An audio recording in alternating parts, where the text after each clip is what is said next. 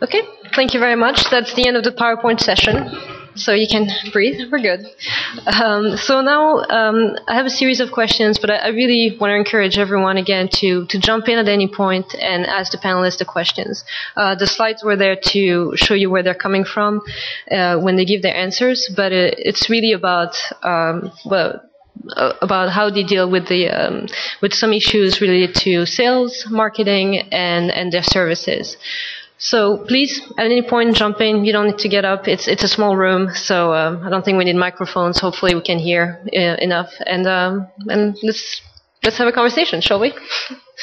All right. So, in regards to sales, tell me a little bit how you've adapted your sales team over the last 5 to 10 years. What has changed? Jocelyn. Yeah, I can start. I think our sales efforts were fairly passive until around 10 years ago when we couldn't just rely on those library subscriptions to just keep coming in year after year. And that's when we developed a dedicated library sales team with Kim's position as library relations manager. And then, we've added a second person in that area. But now the whole focus of the journal's marketing department that I described earlier is really focusing on those institutional sales and growing them internationally. I'd say that's the primary goal for our department right now. Go ahead.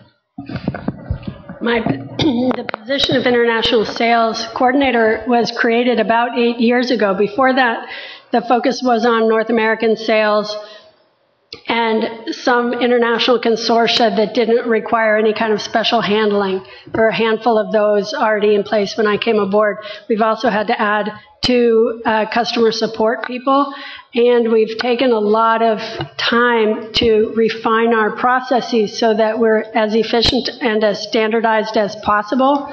When you first start growing an international unit, there's a tendency to do one-off deals and kind of grow in a very organic way. But when you're a small organization like we are, there are 2 salespeople at Muse, myself and the person who handles North America. You can't do things that you can't readily replicate. And it's also with a small customer service group who's expected to handle people from the whole world. Things need to be as standardized as possible. That's at the crux of our success, I think. Okay. Jeremy? Yeah, I think sales overall for us is still evolving.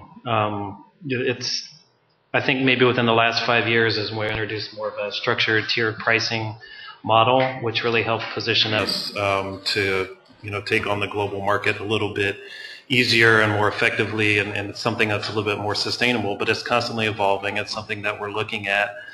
Specifically to international, though, we're still trying to get as many opportunities to expose ourselves and our products internationally. But one of the things we have done lately, and what we're going to do at least twice this year, is really kind of piggyback on some of the other, I had mentioned before, some of the other initiatives that the society is undertaking, but one of those being exhibiting more at international conferences, and instead of just exhibiting as a journal or publications unit, just going along with some of those conferences, helping out there, and then leveraging that to go ahead and have some meetings with some other agents, some other customers in the market, maybe taking an extra day or two to boost, to pay more specific attention to journals, publications, and those types of things. So. Maybe just to add, and again from a perspective of software, not content, a couple of things that we've seen in recent years. Again, we work globally, and there are different requirements in different markets, and vastly different in some cases in terms of regulations and processes.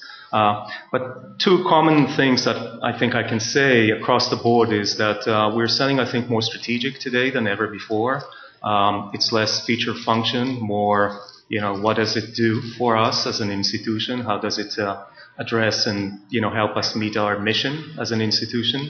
And the other thing is that I think it's more proactive. I think that definitely in the last couple of years we've seen more opportunities that resulted from strategic discussions that didn't exist before. Through those conversations, typically with leadership in institution, you reveal a need. And you can really address it So it's not just reactive, it's more proactive, I would say. Okay, great. So I think it's fair to say that everybody's operating with somewhat limited resources, and we all have to be creative, really. I was interested in finding out, when you think about a sales strategy or a new promotion, how you evaluate, how you decide whether you're going to do it in-house or whether you're going to outsource it. Anne? That's a tough question. Traditionally, we tried to do everything ourselves. I think when you begin as a startup, the startup mentality stays with you because it's exciting and everybody likes to have their fingers in all pots. As we've grown more, and especially since we added the book product, we have to outsource. We do need to outsource, and I think we're coming to terms with how and when we should be outsourcing. Switching from the startup mentality into an old growth pattern is hard because it's not so glamorous. Maybe you love to design advertisements, or maybe you love to call on one particular customer. But that's part of our growth as an organization and as a product, to make decisions about when you just have to have somebody else take care of that. And obviously outsourcing is easier for us as a university press than bringing on new staff with their benefits requirements and all of that. Yeah, I absolutely agree with everything that Anne said.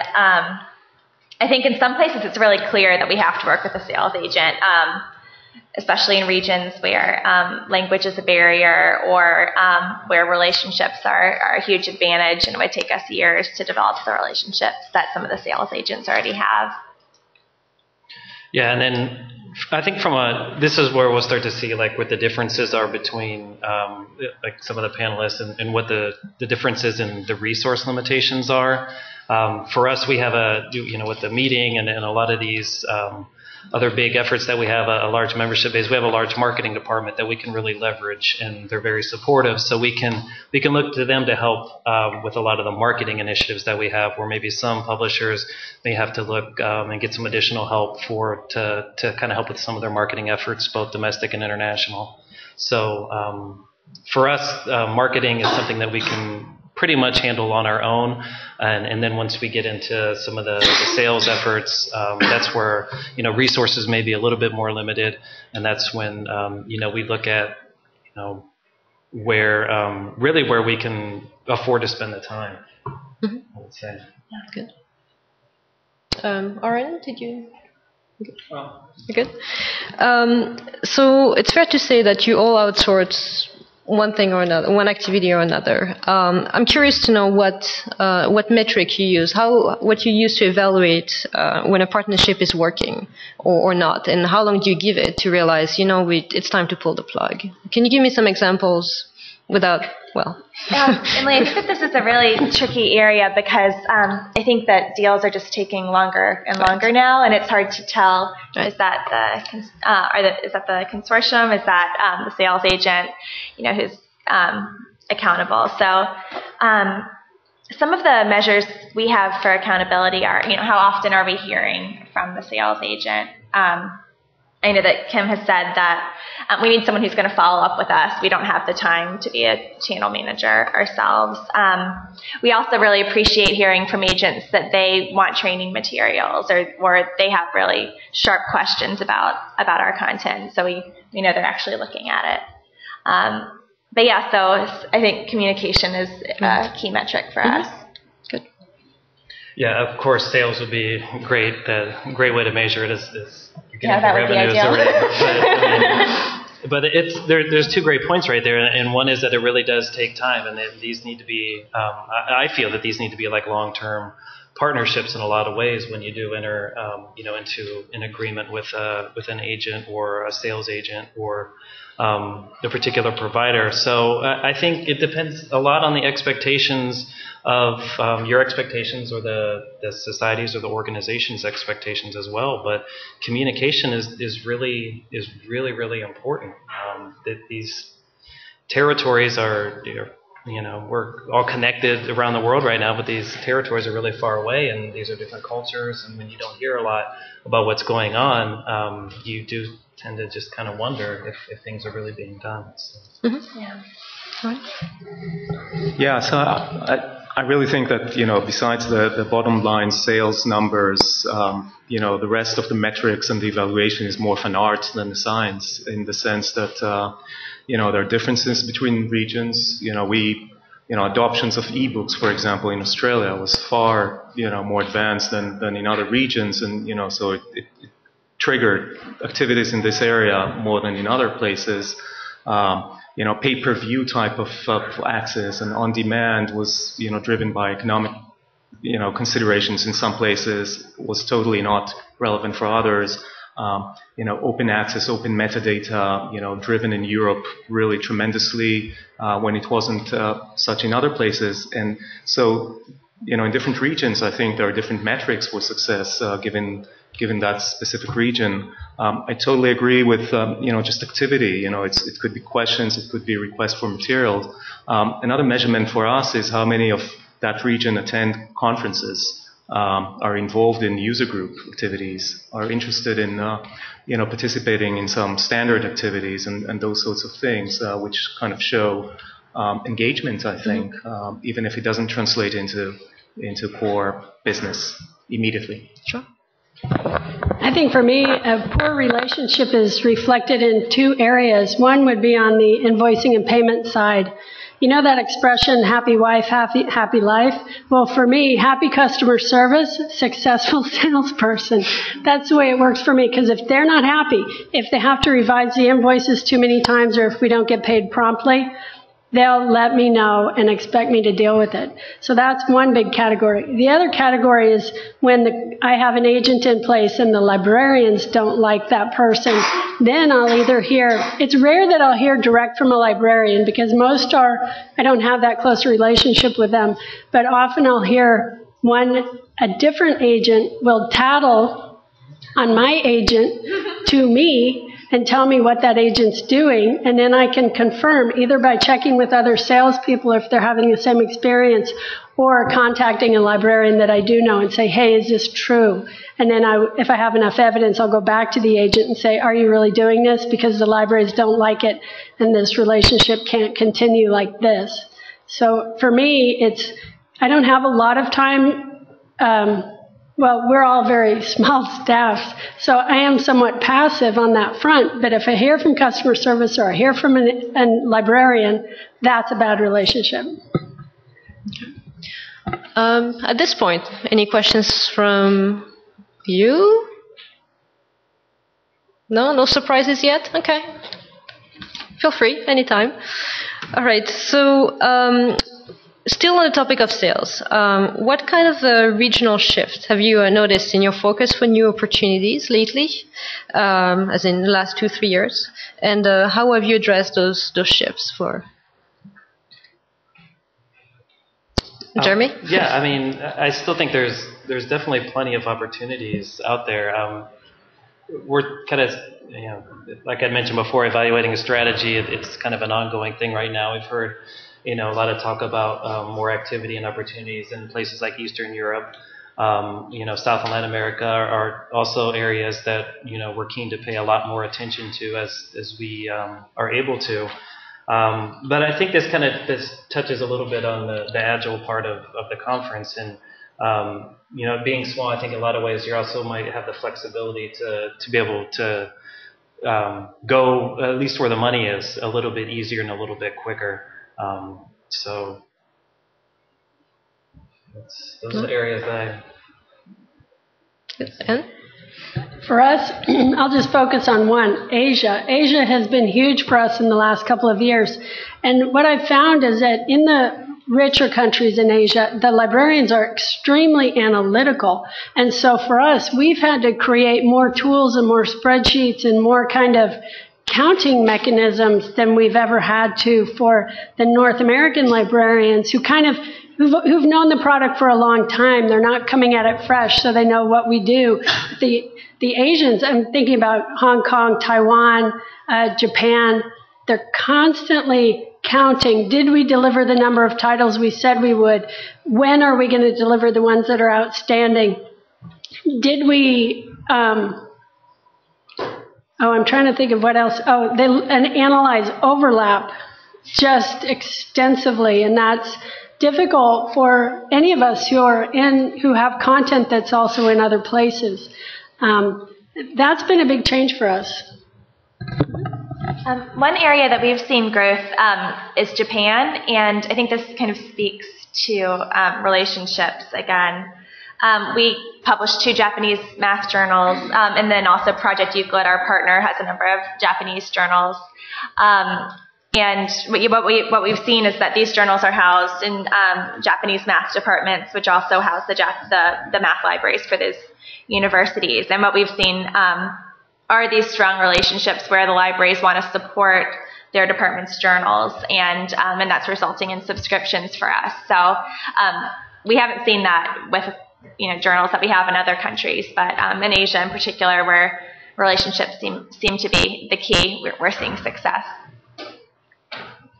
Oren? Yeah, I agree, and particularly with the term agile in this sense. The world is very large and we're very global, but still there are, again, local differences and there are, trends and economic trends, and we have, it's a balancing act between all those components, and we're seeing emergence of needs in different parts of the world, and a lot of times, just to give you an example, us working tightly with institutions, for example, in China and in Japan, in supporting needs in those markets, really helped us a lot. Also in in North America, in many universities here in research and environments, access to resources in Japanese and Chinese and other languages as well are very, very important. So it's not just that the focus on a regional need is an investment for the promotion of services and products in that region. It actually, I think, enhances the value globally.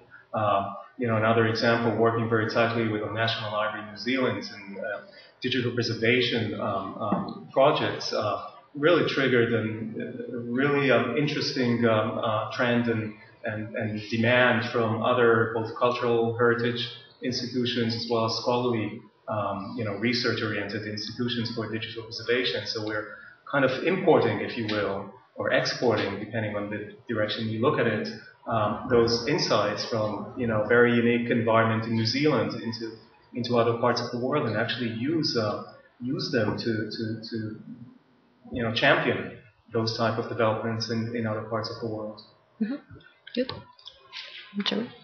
Yes. And just to follow up, I'm Leslie Eager. I work with Jocelyn at Duke Press. And I'm curious, so there's this privilege for analytical, quantitative kind of data in the Asian market. That sounds really challenging since so many journals, for example, in reviews do lack an impact factor. Or how does that play into the value of the journal? Well, right. So this is a huge challenge because in the humanities and in the soft social sciences, impact factors don't exist. And we only have impact factors for a very low percentage of our social science titles. They always ask for them. I always deliver that mini lecture, just like that. And I would usually, the end of my mini lecture is, in the humanities, people read intensively, not extensively, right? And they're like, oh, yeah, okay. But I need the impact factors, right? So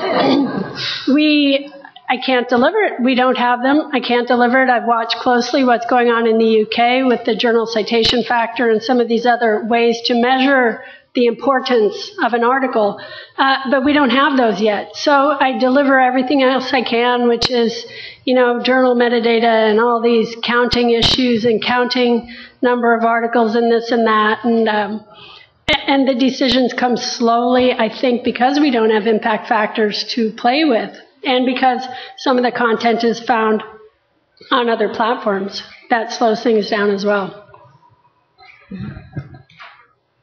Good. Any other questions? Yes. Yes, great. Go ahead. Either one of you. I have a question when the content is on multiple platforms. Do you offer negotiate in the pricing based on how much content overlap there is? How do you manage? I'm prodding Jocelyn because Duke has their own platform and they have content on Muse. So yeah, so when we're calculating our prices, and this is for domestic as well as international, we don't take into account those journals that are in Muse. We include them for free. But having content in aggregators like Muse or EBSCO has really hurt us internationally because we don't put current content, say, in EBSCO. Is that right? Yeah, so we have an embargo, but for humanities that aren't seen as essential, they're willing to wait. That puts us really low on their list. That was a good question. Good. Yes, Greg. I'm just wondering. I'm Greg from Rockefeller University Press. To what extent do you vary your pricing models, the currency you collect in, things like that, based on regions of the world? Some publishers have differential pricing, not just the tiered pricing that Jeremy alluded to, but they have differential pricing based on the regions of the world. You discounted, some countries in the world more heavily than others. Or you accept currency, you pay everything to the U.S. dollar, or maybe you accept foreign currencies. I'm just curious as to how varied things get. Our international pricing model is based on the World Bank Income Development Indicator. So, on their economy as well as full-time enrollment, and then we also do steeply discounted pricing through INASP for our content. We only accept U.S. dollars. I get the question a lot, and I'd like to hear from the audience. What do you do about places that say, well, the dollar's really high right now, so can you give me a little discount, or the dollar's low, so hooray. They never just say, okay, your price is fine. They always want to play some kind of currency exchange game, which we can't do. We just can't do it. And then we also use World Bank country income classification, which divides the world into 4 regions. It's imperfect, and people always say they're poorer than the World Bank says they are. And that's probably true because education never really follows what's happening on the industrial side of an economy. But so I do hope somebody can speak to this issue of currency games. We're still U.S. only. Mm-hmm. And we don't break out the regions at all or anything. So it's same price everywhere. Same price everywhere. Mm-hmm. Does anyone have an example they want to share on how they're dealing with currency issues and requested discounts based on the World Bank? I think many publishers have bank accounts in the UK. Is that correct? And you'll take British pounds as a form of payment? No? Not in the room. Some do. How about you? Okay. You have currency craziness. Yeah. Well, we actually sell in the regions in the region's currency, the country currency. So we're the ones who have the headache of predicting sales, which our balance sheet is in US dollars, and we have to make the conversions and pay for all those devaluations and so forth. So it's almost a mirror, the opposite problem that you're reflecting, but not less, I think, painful. Okay. Any other questions for now? Okay, we'll keep going. Tell me, do you have any regions where you really struggle right now, and you're trying hard, and you've tried for a few years, and you definitely have made a dedicated effort, but you're still struggling? Can you give me some examples of? And there's a follow-up question, but it's for you guys. Heads up. I'm sensing some energy here. For me, it's Russia. I can't figure out Russia. If you think of what old Russia was, they should be eating up my humanities content, and they're not. And I can't figure out if it's about national education policies leaning towards physics and mathematics, which they're doing again, or if I have the wrong partner in place. Coming back, how do you know if you have the right people? Okay. Jocelyn? Yeah, I think I would say China for the reason that we discussed with the continent aggregations. It's a real challenge for us. Yeah, I think for us it's still too early to tell. Lucky. We'll see. But, all right. I think aside from dedicated efforts, some of the challenges still for us are authentication requirements in places, like UK. For the GIST consortia and those types of things. So it's not necessarily related to dedicated efforts, but these are some of the challenges that we're seeing. Definitely access has posed a lot of problems for us. Yeah, I think for us, all those regions where there's terrific opportunity and we don't see much of it is a challenge. And, in that category, Russia would definitely be part of that category. China is also in the sense that we actually have growing business in China, which we're very proud of. But again, the opportunity is tremendous there. One of the shifts that we're seeing, and again, different perspective from a software environment, is that in the past, local, in-house software solutions were predominant in most institutions, certainly in that part of the world, local businesses. And today, I think the cost of R&D, technology, of providing services in cloud environment, the investment becomes really heavy for those key local environments. So we're definitely seeing a change in terms of the opportunities that now are created for more global companies. On that front. Okay. Yes. Carol Meyer from the Crossroads. I'm wondering if you could comment on any trends you see in renewal rates, what's different in your traditional markets from some of these newer emerging markets. I don't know. Is Greece traditional or new? We're incredibly stable. We had expected international to be very volatile with a lot of people subscribing and quitting, and that hasn't been the case. I think that's part of having the right middlemen in place who can communicate our stance to customers and not give us churn. I don't want churn. I want customers for life. So bring it slowly, but bring it for good. And when I've had agents in place who were more interested in creating a lot of activity, we had terrible retention. They must communicate accurately what the product is. That's important to me. And this isn't my area of expertise, so Kim, I don't know if you can speak to that for the press. One thing that I would say is we're seeing payments come in later or not on a schedule that we're used to, so we're having to get used to that. I don't think that even offering an incentive would change the fact that different regions have different budget schedules and budget cycles that we have to just accommodate. Yeah, just to kind of add on to that and just to speak in more general terms, that renewals altogether have been problematic for us, and it's a big challenge for us, not necessarily by particular region, but in the research that we've found is that, yes, we're getting payments still now for renewals for 2012. Yeah. Okay. Which we're happy for.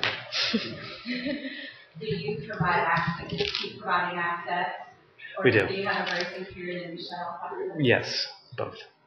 What's the catch-22? Because if you shut them off, then they want pro rata pricing, right? That's the thing that we all face. Nobody wants pro rata payments. I want the full thing. Okay, late's all right. Just give me the whole money. Good. Again, software is different, and renewal is more on a larger cycle. It's a lot more sticky. Retention rate is very, very high, and there are a few customers who pay late, but mostly not. So going back quickly to the earlier question where you where I was asking you where you were struggling, and because the panelists have been very kind to agree to give us tips for a good hour and a half. So I'd like to turn to the audience, and could you give us tips on things they could do in Russia, things that you've seen work in Russia or in China? Anybody's willing to share their experience too? There you go. Thanks, Greg. Well, it's not a specific thing, but I've been on these conference calls lately with the U.S. Department of Commerce. Have you heard of these? They're not exactly tailored to STM journals publishers or scholarly publishers. They're really more, I think, for the book industry. But they have a series of, so they'll bring in like the U.S. trade representative for Russia, and they'll have a couple of Russian publishers on the call, and then they'll have some American publishers who do business in Russia. And it'll be like a 1 or 1.5 hour webinar. And it's very, you could tell it's government. You get about 8 emails reminding you to sign, ordering you to sign. You've made this commitment to be in this. It's one of the few webinars I actually go to after I sign up for. There, again, it may be a little bit far afield, but I think it's just establishing sort of an outlier. I don't think we tend to go into those trade organizations too much, but just to learn a little bit about the lay of the land, make some contacts. So I did one. There was one that was done on India a few months ago, and then they just did one on Russia about 2 weeks ago. Okay, great. Certainly hadn't heard of it before. That's really good. Any other tips that you can share with us? Actually, are those webinars publishing specific or just about trade? Yeah, they are. Yeah, oh, wonderful. They're at least publishing specific, right? Not any more specific. And it's the Commerce Department? Yeah, it's the U.S. Department of Commerce. It's the check it. I might find it on my iPhone by the end of the discussion. I'll shout it out.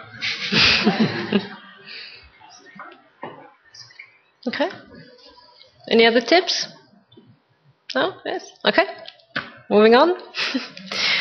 All right. So back to the panelists. Do you have some tips you can share on your success in India, China, Japan, Brazil? You pick one or two. I have an example from China that kind of is the other side of the coin to the example I gave earlier about our humanities and social science problem. I think we've learned several lessons about doing business in China.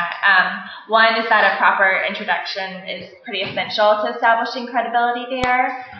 And the other lesson is that while in the U.S. we kind of think of all customers as being treated equally, that's definitely not the case in China. And in this case, it worked to our advantage. So I mentioned Project Euclid. They have a deal with the DRAA, which is formerly the CALIS consortium. And the way that this deal kind of came about was through our partner for Project Euclid, Cornell University Library. Cornell has an agreement with Tsinghua University in China. They're sister institutions, and they do visits back and forth every year. I think that there was this kind of impetus to have a deal for Euclid, and there was a Tsinghua University librarian that was on the DRA staff that year. So it just kind of proved to us, after banging our heads against the wall with our humanities and social science content, that you have this introduction, you have this relationship, it just goes so much more smoothly. Good. Jeremy? Yeah, I would say it depends. It depends on your definition of success.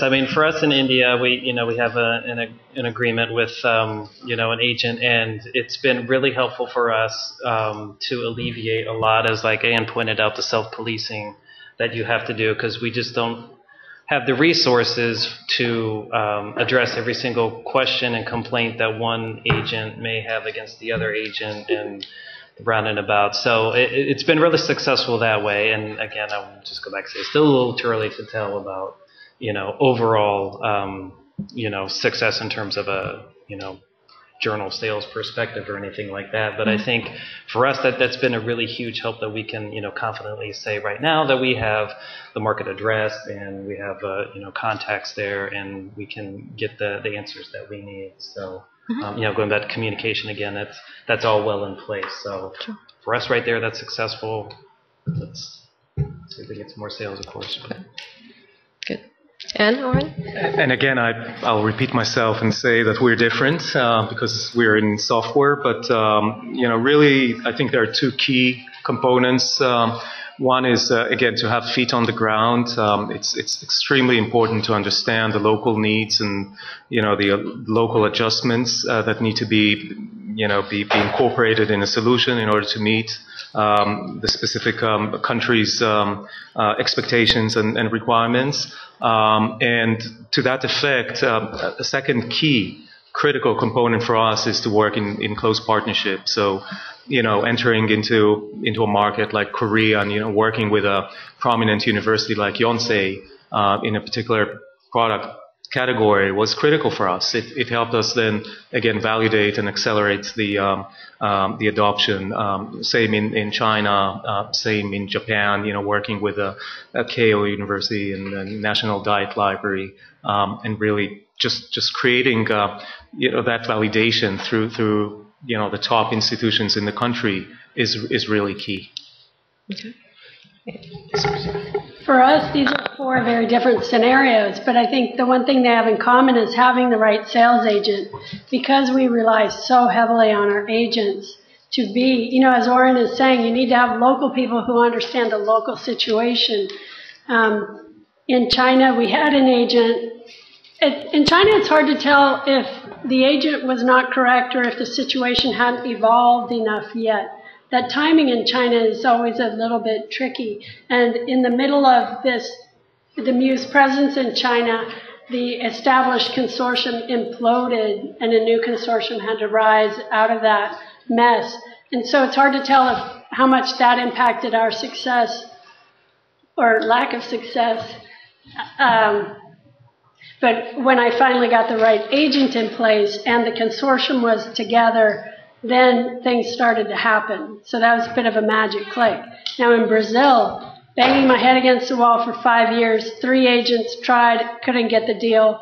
The right agent rode in on a white horse and got me the deal. How do you know who's the right agent? In Brazil, I couldn't tell. I had no, they were so studiously careful to not indicate which is their preferred agent. I couldn't figure out what was going on. Right agent came in and we got it. And sometimes you can tell if you have the right agent, sometimes you can't tell. That's a good point. Good. Yes, Carol? Yeah. You mentioned, I think, Anne, that communication with the agents is really key. And I'm just wondering if you want to elaborate on the methods of communication. I mean, do you have face-to-face sales meetings? Do you travel? Do they travel? Do you do Skype or video conferences? Or how do you establish this sort of trusting relationship? Well, you ask all those things. I don't do any of those things. Yeah, it's all telecommunication. No, basically, if I'm lucky, I can have a meeting with the person face-to-face at Frankfurt. That's where I see most of my far-flung agents. And the rest is email. And I don't know why it works. Sometimes getting to know our Chinese agent, oh my God, I must have written a novel in 4 parts because it just went on and on and on. But a thorough agent does try to understand your psyche in the process. What do you want out of these customers? What do you want out of me? And this agent, that guy must be a great typist because everybody who works with him goes through these just voluminous email sequence in the ramp-up period. A few agents telephone me. We have a tight budget, and we're not allowed to Skype. Our security people won't let us use Skype, unfortunately. We now have WebEx, and that can function, but it's tough. Email is at the heart of my business. Yeah. I wish I could say I was more high-tech than that. Yeah, I just want to add on as far as tips go. I mean, just overall, again, it depends on your definition of success in these areas. But I mean, for global business, a one-size-fits-all approach is not going to work. And you may have to adjust your expectations a lot in order to, penetrate these markets and have long-standing success. That may mean you need to adjust, your legal standpoints or your pricing standpoints or something like that. But it's something that you do need to be flexible with, and it's helpful before you really start getting into some of these territories and these countries that you know what you can live with. You can start the conversations and have all the great meetings and everything, and then when it comes down to talking about price or something like that, you guys, you could be worlds apart, and then it's just really hard to rebound from that and move forward, I think. Mm-hmm. So it's like knowing, getting as much background information, what maybe, upper management is happy with, what they can give on, what, at least to the best of your ability, to be able to know what, what your limitations are. Mm-hmm. And what's your position in general on exclusive agreements when you enter a partnership?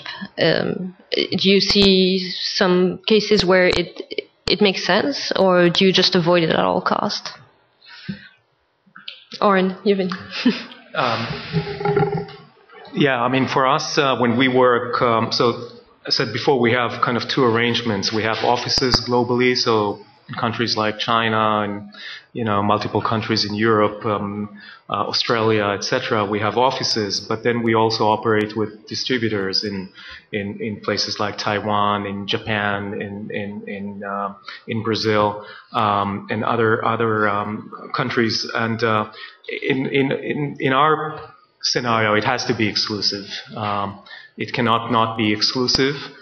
Interestingly enough, in most cases, our distributors' only business is to represent us in the country.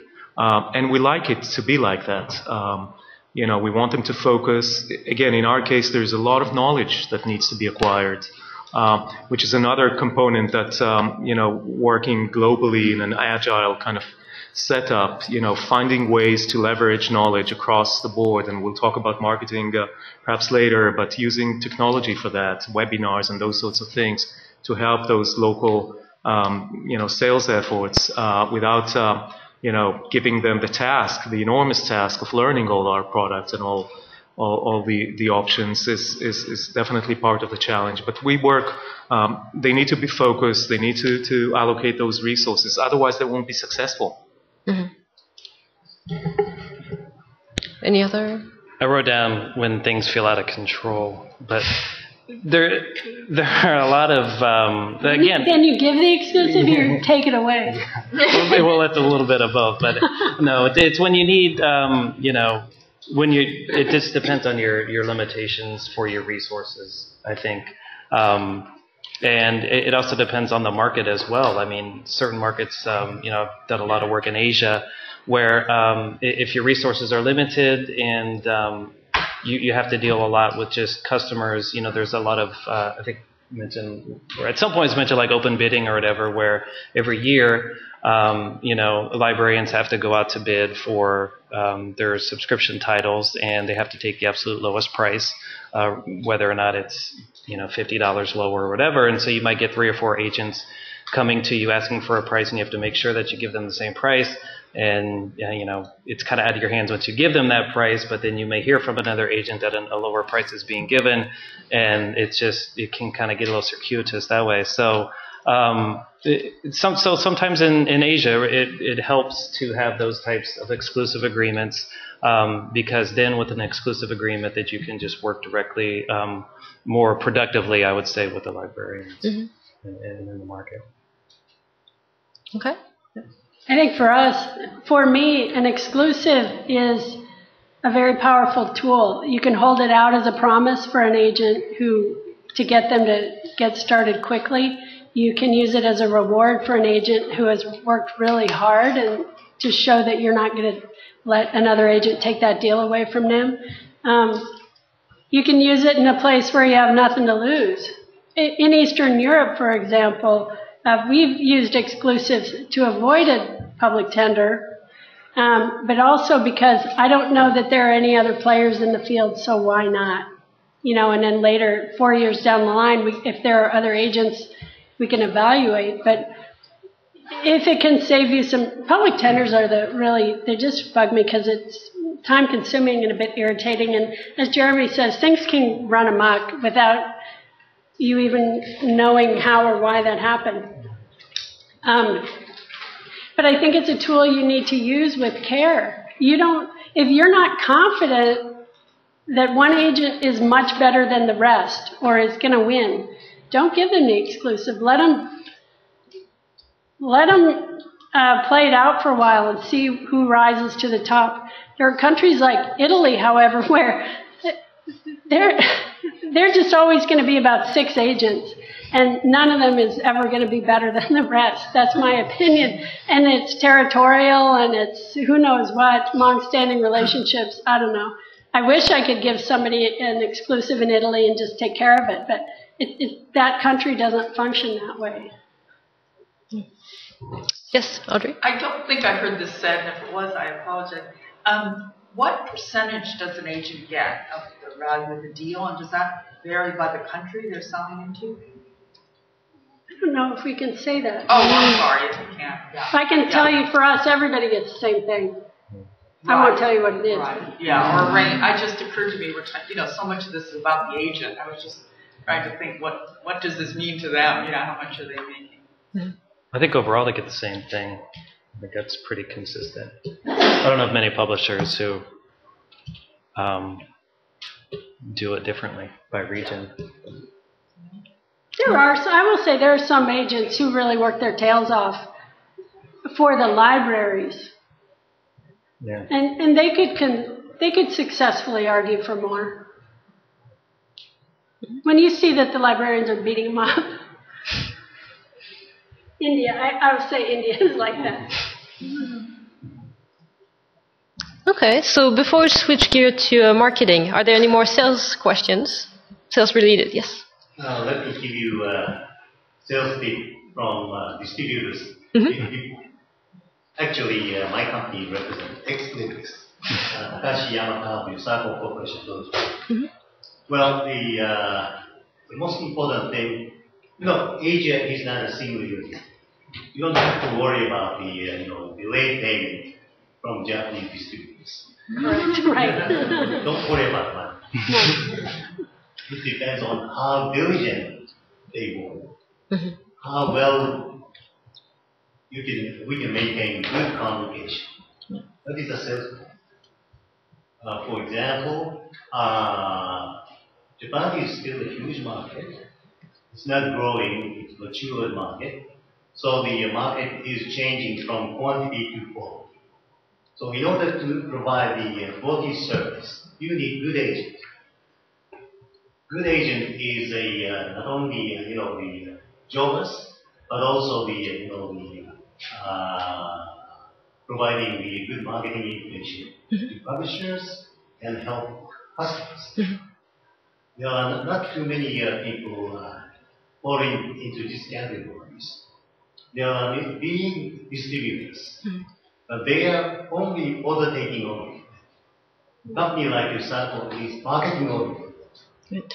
And we do business with libraries and individuals through representation of the products like X-Series, EndNote, like that. Mm-hmm. So what I'm going to say is, if you find a good agent in Japan, they must be qualified in terms of the good communication and understanding their knowledge. Mm-hmm. They have skill, and selling X-Libris product is not so easy. We have 5 people for the purpose. Any question can be answered immediately, and for communication skill, we give, say, once a week or once a month international telephone conference. That means that our people speak English very, very well. So we have no communication. Okay. I have some communication gap. I'm not a native speaker, but that helps.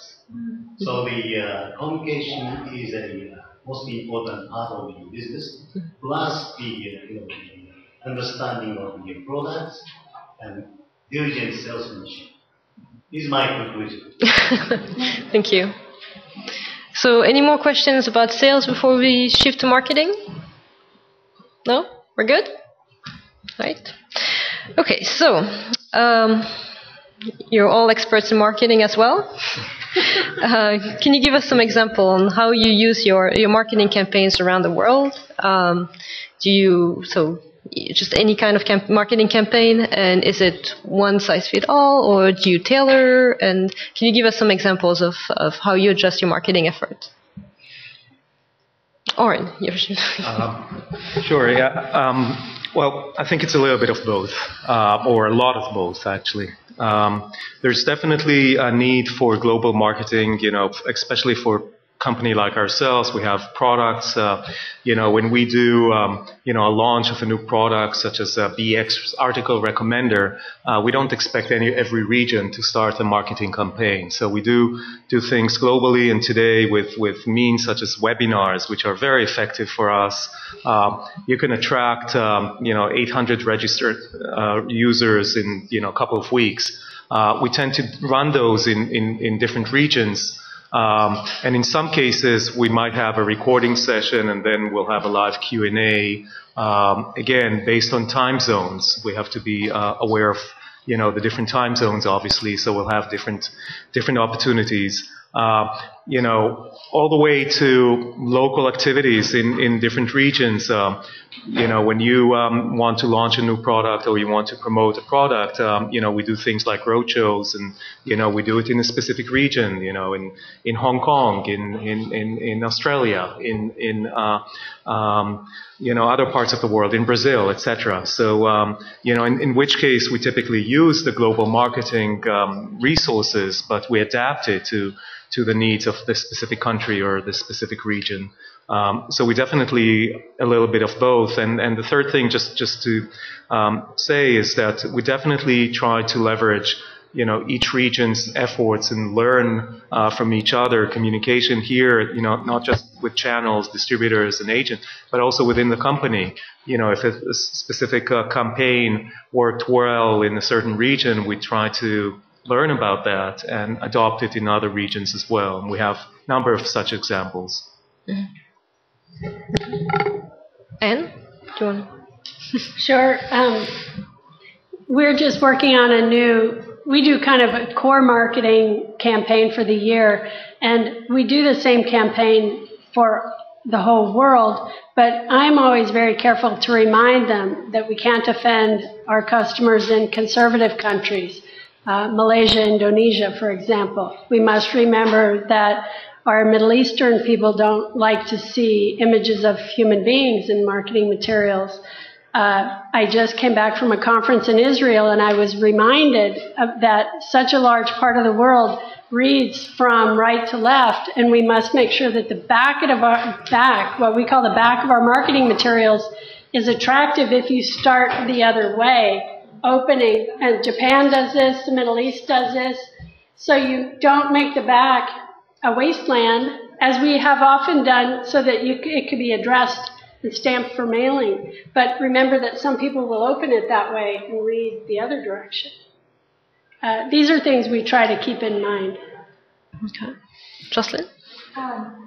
We do modify our campaigns by region of the world, and you all at Project Muse, we've really put a lot of thought into our marketing materials, and so in some regions that means we start from scratch and explain who we are, but kind of across the board we really try to be clear and concise. We try to avoid colloquial expression. Some things that we learned at a cross-cultural business workshop, which were really helpful, were the importance of kind of institutional status. So the fact that we're affiliated with Duke University and Cornell University is, a bigger deal in Asia than it is in the U.S. So the logos appear kind of big and bright on the materials for those areas. We were also told that in Asian culture, it's very important to have someone else vouch for you or to kind of establish your credibility. So rather than saying, we're one of the top 5 university presses, we're the best in this area. We need someone else to say it and put it in a blurb on our materials. It would be ideal to have an Asian librarian do this, but we're not quite there yet. So yeah, I would say that those are some of the primary things we keep in mind. We also have some of our sales agents translate materials for us for different regions. Okay. Jeremy? I think I would just echo what Oren said, just less eloquently, but we definitely have more of a global approach right now to a lot of our marketing materials, but if we do get requests from agents, for something more specific, we're happy to accommodate that as well. But overall, I mean, the one thing that we're looking at now, especially is going back to it depends on the type of campaign. Direct mail versus print, even though, the direct mail is still effective in a lot of ways. Just the cost of that on an international basis is it's quite prohibitive right now. So those are the types of things we look at as well. Yep. Just to add one point, I just want to make a quick comment and say that, unfortunately, we cannot generalize and say Europe. Europe is not a market. Europe is a continent, and there are many countries in Europe. And there are different needs. Spain is not Italy, and certainly, Norway is not Greece, and so forth. Same with Asia. The expectations and the needs in China are vastly different than in Japan, or in certain levels. So, unfortunately or fortunately, the level of granularity that we need to get into in terms of customizing and localizing some of the efforts is much lower than a continent. Mm-hmm.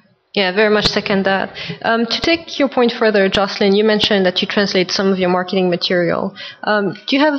Do all 4 of you have examples of other marketing material that you adapt? So through your website or when you exhibit, is your stand any different? Or just any practical examples of things that you've translated or changed based on where you were? I can give a funny story. When I first started, I was all gung-ho. I was going to go to IFLA in Buenos Aires, and then I followed up with a trip to the Buenos Aires Book Fair. And I was like, this is great. We're going to do a banner stand, Spanish on one side, English on the other. Well, having the Spanish stand, everybody thought my content was all Spanish. So that wasn't helpful, and I really didn't expect that. Plus, if you speak Spanish, you'll know that the word for journal, scholarly journal, is very different in different Spanish-speaking countries. And that's a pretty big mistake to make if you get it wrong. What was it in Argentina? They might be the ones who use periódico, which is like newspaper to everybody else. And yeah. And, yeah.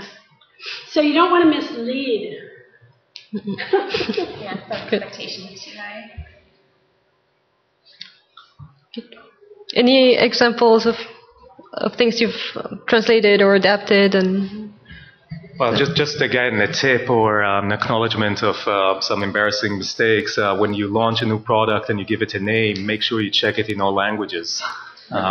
We almost launched a product that meant in one of our major countries and languages, something very, very, offensive.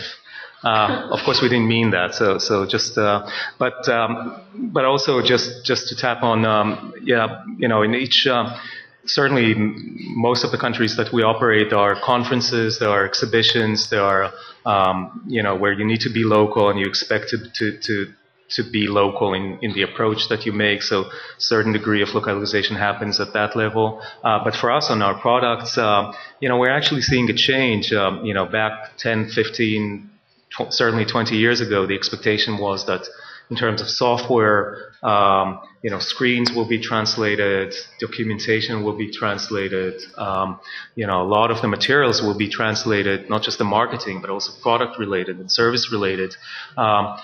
There's definitely an expectation in some places to get that level, but not all. I think there's a lot more acknowledgement that, especially in the software realm, some parts don't have to be translated. So I think that relieves the work in terms of localization and also of distributors in terms of what they need to do in order to customize a solution to their market. And lastly, I'd say that I think maybe we're seeing more of a acknowledgement that kind of virtual conferences are something that have value. And in that sense, I think we'll see potentially more of ability to approach markets that otherwise are a little bit more difficult to attend every conference and present in a high level and kind of show all that you have to offer to that market. So on the subject of conference, actually, you're all going to international conferences every year. How do you have tips on how you can stretch your conference budget for the year? Yeah, this is a tough question. Go, please. I think one thing we struggle with is, do we go to the meetings where we know that there's going to be decision makers, or do we take a risk and go to a meeting where people don't recognize our name and we're really starting from the ground up, but there's a lot of potential there because we don't have many holdings. So, I think we're always cautious and ask a lot of people, especially Anne, for advice. But yeah, I think that is a really tricky question that we address every year. Yeah. Jeremy, you had an interesting one on the phone the other day. Yeah, like I had mentioned earlier, just piggybacking on other conferences that other people in the society attend. There's a lot of international radiology conferences, of course, that the RSNA supports and they exhibit at. And the most recent one was in Brazil. So just went there at the beginning of the month and, helped out from more of a membership society perspective, but then just stayed an extra day or two and had some meetings there. And so just kind of didn't have to, I guess, from a budgetary perspective, didn't have to all come out of our budget. But we're able to, take advantage of that and stretch things out a little bit more to increase, the value of the trip. Good. I have to say I've gotten so much help from the other people in the international sales community. People are so generous with information, like what's a good show, or did you do this one, or is there a show in this place because I can't find anything. The other salespeople have been so generous to me with their information. One of the things that I've been playing with over the last couple of years is to not go to an event every year, but there's a small core list that I must go to every year because that's where the bulk of our customers are. But I might sample a show. I might we go to Australia like every 4 years because that's not an audience that really needs face time. They'll write to you if they have any questions. To go to a show 2 years in a row and then not again, just to try to get your product out there. I think if you go just once, maybe people don't notice. You go back, then they're like, oh yeah, you were here last year. But then you don't have to go again. It all depends on whether it's a market that really needs to see you, to know you, or if they can just see you and then follow up separately. It can be hard to tell, but we had never been to Israel before. 15 years of a consortium deal, we'd never been. I'm not sure that I need to go back because they're not an audience that requires a person to be there every year. That's just not the way they operate. So you try to figure it out. And I think one of the panelists mentioned this earlier, but a big advantage with some sales agents is that they can represent you at conferences and send materials and have meetings on your behalf. So that can be a big help. And it might just that it might depend on what you have to offer at that time. If you have a new product, that may be more tailored towards individuals than institutions at the time, even though it's a journal product. Then maybe you would want to look at trying a more different type of show than a traditional library show or something like that. So. Okay. Or if you want to really demo a lot of things.